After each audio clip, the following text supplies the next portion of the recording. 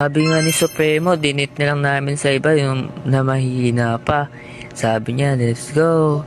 Ito nga pala nakita niya si Yumi. Yun na nga. May tres naman nakalagay. Kaya binigyan ko na. Buti nga tres lang. Ang baba ng Game Pass niya guys, no? Pero pinagtitisan niya. Shoutout sa'yo, Yumi. Uy, kilala pala ako ni Yumi. Kuya Kian daw. Eto kaya, gumagana ba? Ay, regional pricing rin. Ayaw rin. Dito, ganun din. Same lang din. Kung sino-sino na nga lang madaanan namin dito kagabi. Basta kung sino pwedeng mabigyan, yun yan. Kasi nga, yung iba regional pricing, hindi talaga mabigyan. Kaya tara, samahan nyo kami maglibot. Napadaan nga ako sa kanyang bot.